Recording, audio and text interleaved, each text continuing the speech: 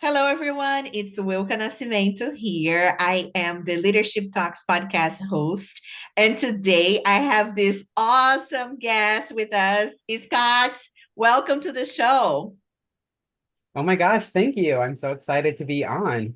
I'm a big Oh, fan. oh my gosh, I'm your fan, and you know that we were just talking offline. But before I give you, all of my fan, get the autograph, like please introduce yourself to the listeners.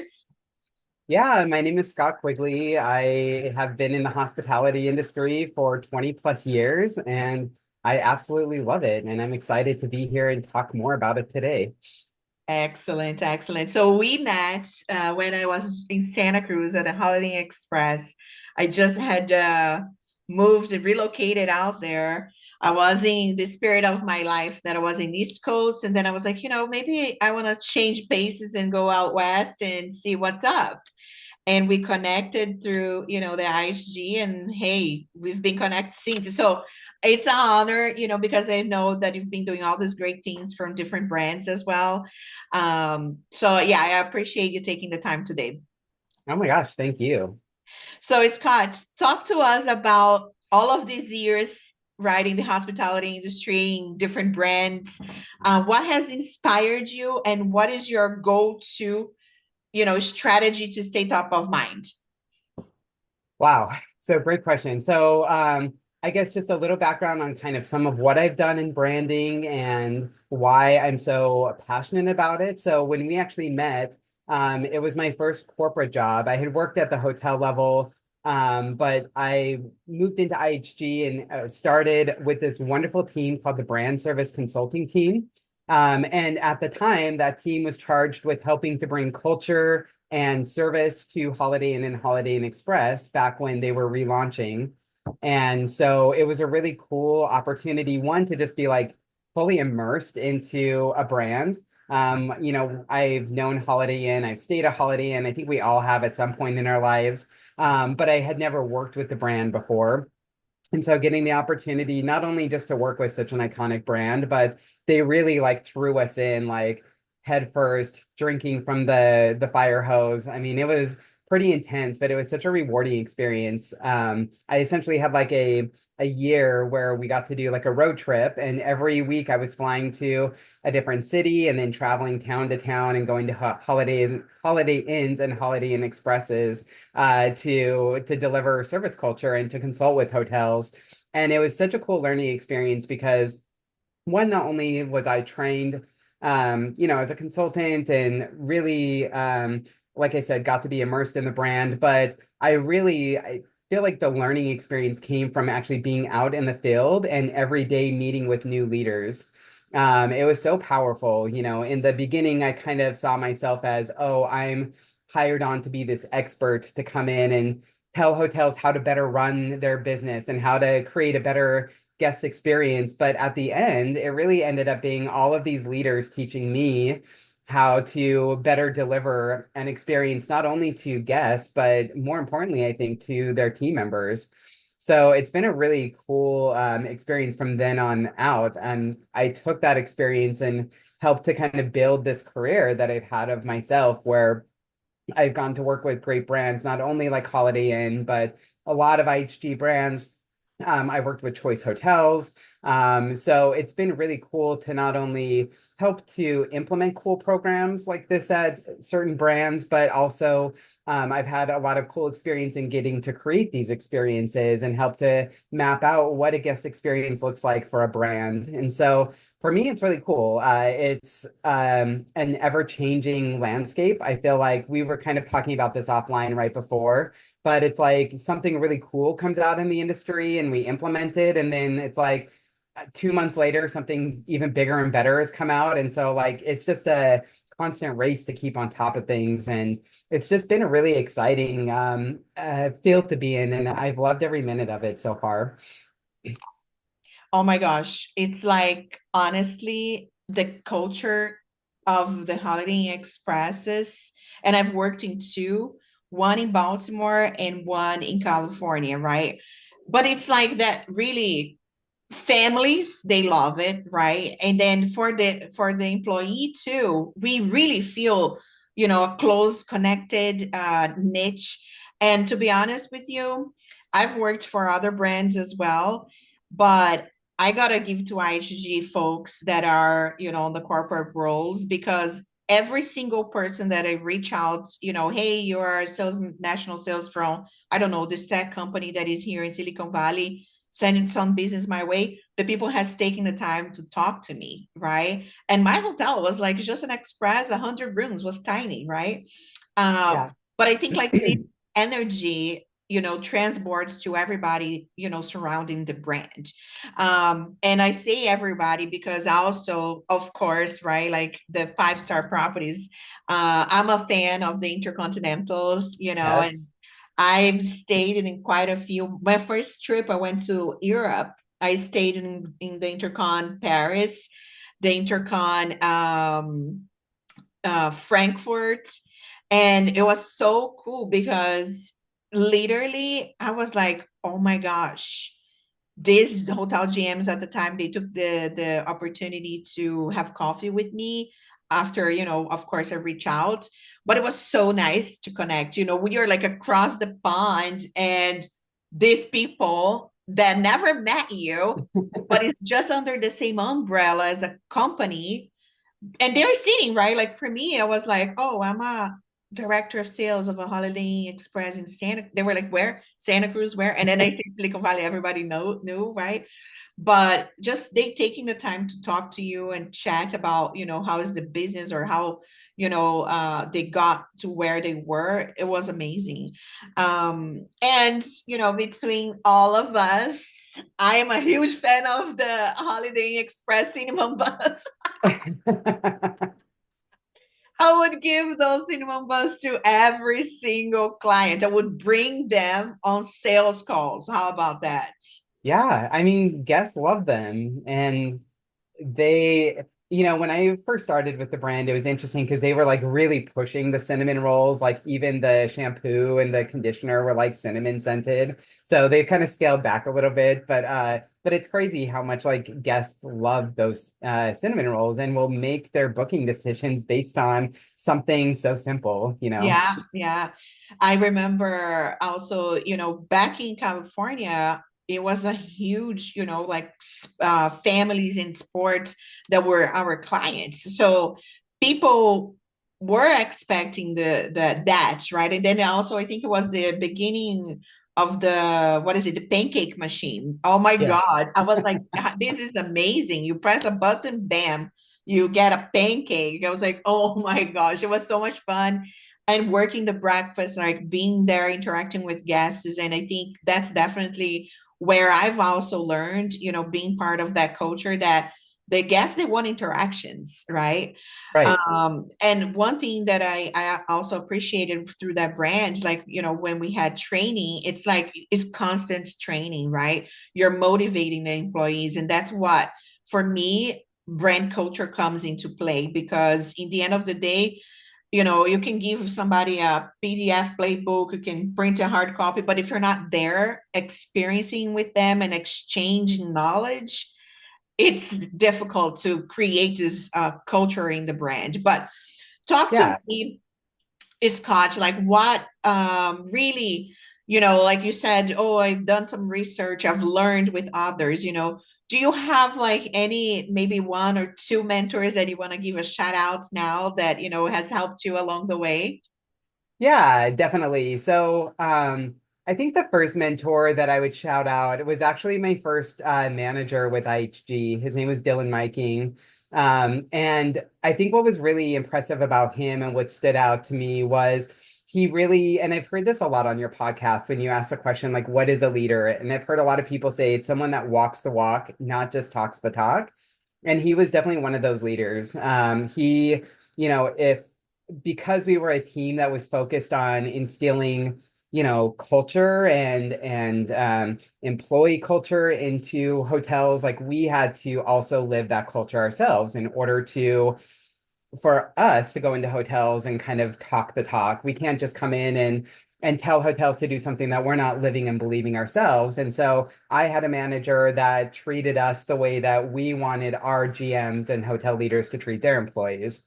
And so it really, one, showed me the power of how an effective leader can actually really help you grow and develop and not just do your job really well, but to expand outside of just what's expected of you and to reach a little bit further, to grow and develop and look for new opportunities to grow professionally.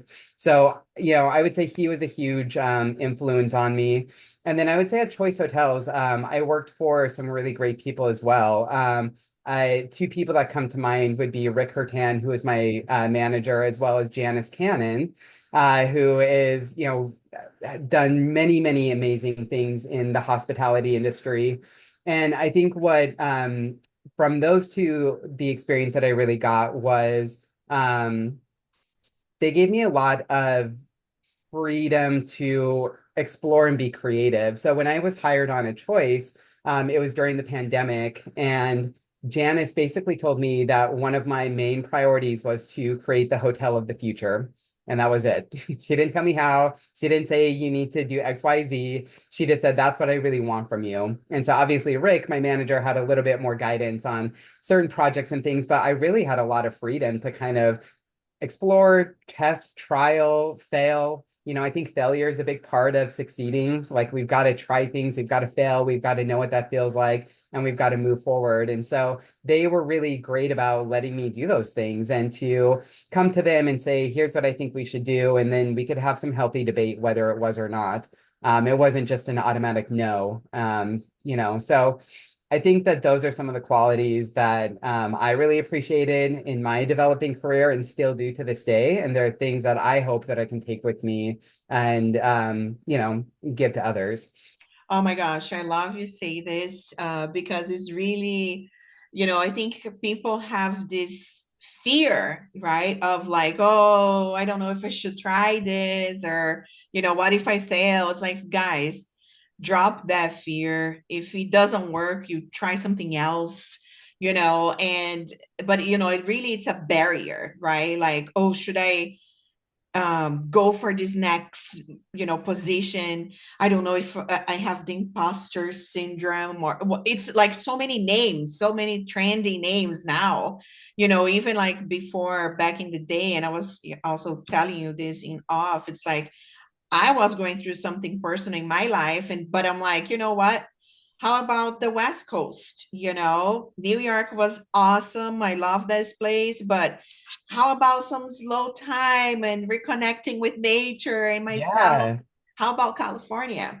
And what And better place than Santa Cruz? Oh my gosh. oh my gosh, I became a yogi. Like I was crazy. I was going to yoga like 5 times a week, and I missed that. I need to get back into shape and into that, mindset of wellness because really is the future, Mhm. for all of us, not just in hospitality, but like in life, right? Because so many things happening, and we are all getting busy with our days in lives that we are keeping forgetting, but a pandemic definitely was something to learn. The mental health was important for you, but also in the hospitality industry, for all industries that I've seen.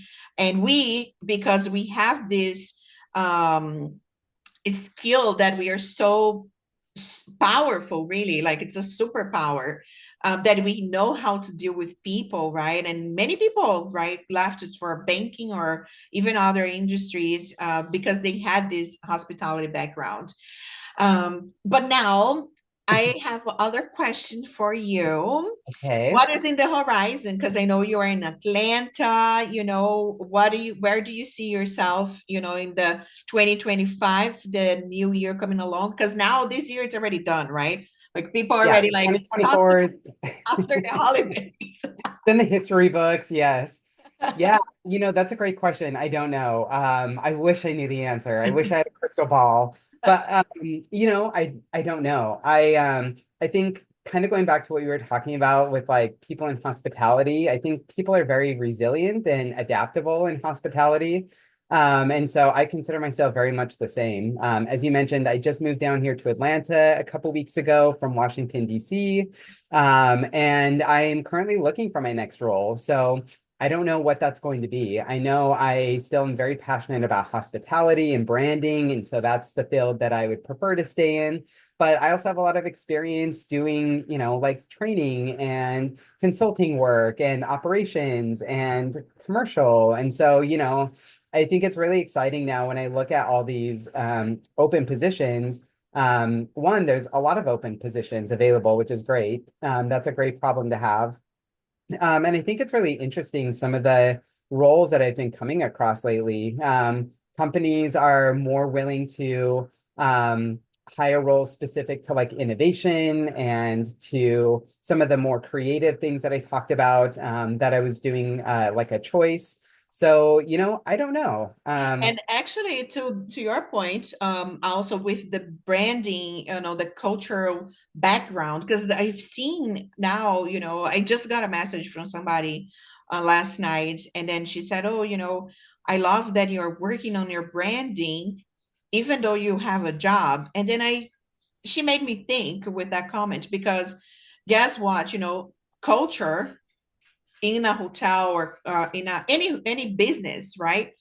It's developed because of the people that are in that business. So Yeah. it's like your face, employee branding, it's a fancy name again, right? It's a new trend now. And people actually have that's their job. It's not just a one and Mhm. done project. They are, responsible for employee branding, and which, I really think that needs to be a little bit more normalized in terms of the hospitality industry too, because your brand, if like the hotel is made of, the culture, who makes the culture? The people, right? And then you are a person. Why can't you talk about what really, you're passionate about? Like for me, all my personal brand, right? The podcast. And then I'm like, yeah, but I didn't even know that I like doing podcasts or I was passionate about this until the pandemic came because I felt secluded. I couldn't be creative. And that was really a segue for me to be creative and stay top of mind because that's what, for me, the branding for me to be sharing, my travels that I'm passionate about, we are Uh-huh. are.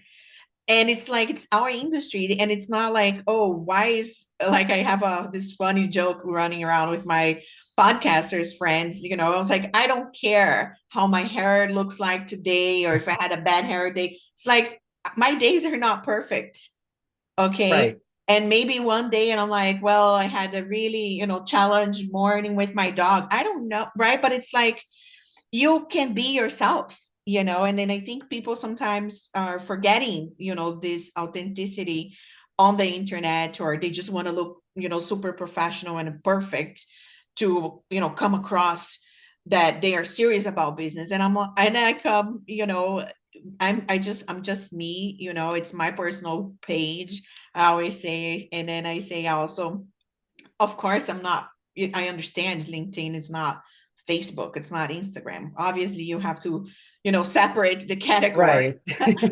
But, I really think there is a huge potential, and I know also in Atlanta, there's lots of major, right, headquarters, not just for hotels, as we know, Connors Exactly. is there, but Yeah, there's like also, Delta and Coca-Cola. There's a lot of great companies, and branding is really pretty universal. I mean, I enjoy hospitality because it's what I kind of grew up in, and it's it's where I started my career. But really, branding can go anywhere. And I think to your point, a lot of people don't invest enough in their personal brand. Um, and when we hear personal brand, a lot of people assume that you've got to create something from the ground up, but it's like, no, you're already your walking brand. It's just actually pulling out of yourself like what actually makes you you. Like if someone were to say, what makes you different than person A, B, and C? It's not about making up things to look impressive. It's about pulling out your existing talents and skills and just personality traits that make you who you are, and then how that fits into the culture that you're applying for. And so, when I look at LinkedIn, for example, it can be a little frustrating because you see Um, it's I would say this, like when I first started my job hunt, it was really tempting to go onto LinkedIn and just post something every day just to like have presence and to be on there. And but it got to a point where I was looking at some of the things and I'm like, is this really authentic? Like, am I posting just to post or am I posting because this is something that really matters to me?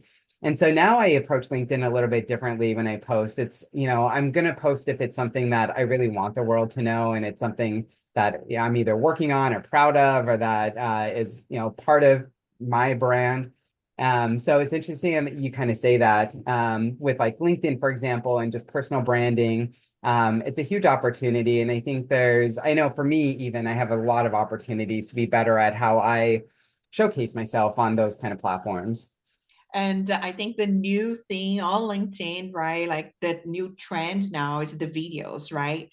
And Yeah, I'm like, I follow Daniel Shapiro. He's like the CEO of LinkedIn. And he's like, I love his videos, but it's like, it's really simple, right? Like you're walking on your break, around your neighborhood, and then you talk about a meeting you had or a conference you attended or something that is coming up, a project, blah, blah, blah.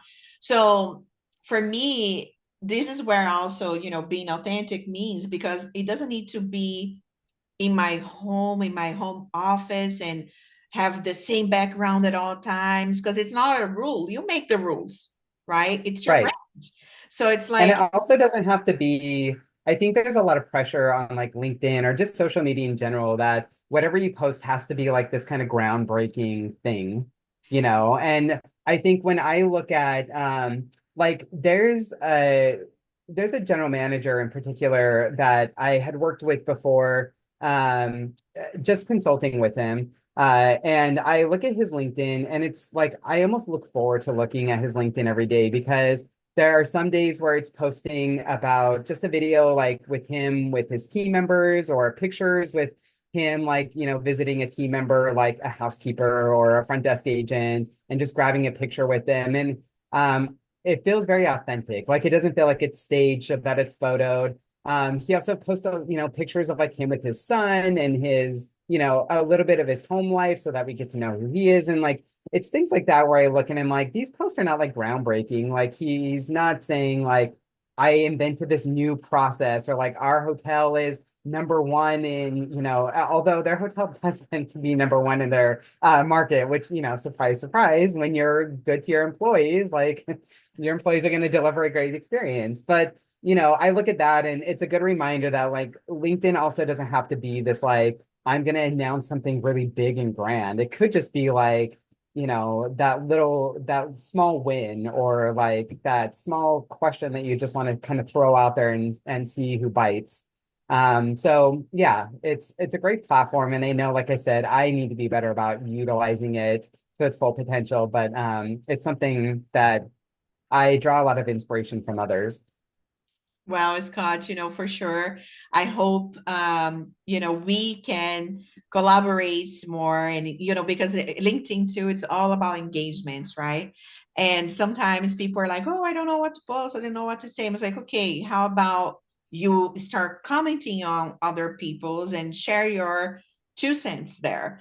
Because that's another strategy that many people forget about, right? Because they are just Yeah, worried about, oh, what can I post? What is the next thing I can post that is groundbreaking, like you said. So it's like the engagement on the platform is also very important. But it's technology, right? Like the algorithms are always changing. I know they have like an AI tool now you can help use to write, and then I'm like, why would I need a AI to talk to you and I invite you for a podcast because I yeah, don't need to be formal. I'm okay. I can be, we had worked before in the past. You helped me, with the brand and hey, do you want to roll out a podcast? Let's do it.